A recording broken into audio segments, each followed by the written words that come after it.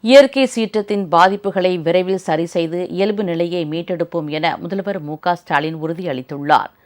வங்கக்கடலில் உருவான பெஞ்சல் புயல் மழை காரணமாக விழுப்புரம் மாவட்டம் கடுமையாக பாதிக்கப்பட்டுள்ளது. இந்நிலையில் புயல் நிவாரணப் பணிகளை முதல்வர் ஸ்டாலின் இன்று நேரில் ஆய்வு செய்தார்.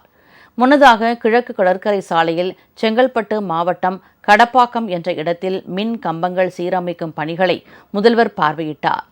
அப்போது அமைச்சர்கள் தாமு அன்பரசன், சிவசங்கர் ஆகியோர் உடனிருந்தனர்.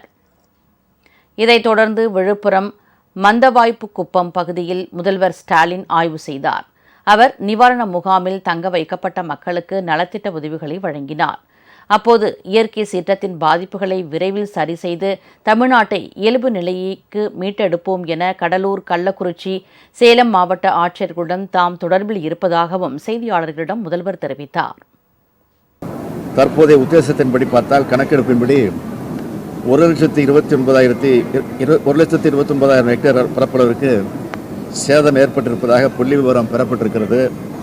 மழை முழுவதுமாக நின்றதற்கு பிறகு, தேங்கியுள்ள நீர் வடிந்ததற்கு பிறகு முழுமையான கணக்கெடுப்பு நடத்தி பாதிக்கப்பட்ட மக்களுக்கு உரிய நடவடிக்கை, நிவாரணம் நிச்சயமாக வழங்கப்படும். இதைத் தொடர்ந்து விக்கிரவாண்டி ஒன்றியத்தில் உள்ள கிராமங்களை முதல்வர் நேரில் பார்வையிட்டு மீட்பு மற்றும் நிவாரணப் பணிகளை துரிதமாக மேற்கொள்ளுமாறு அதிகாரிகளுக்கு உத்தரவிட்டார்.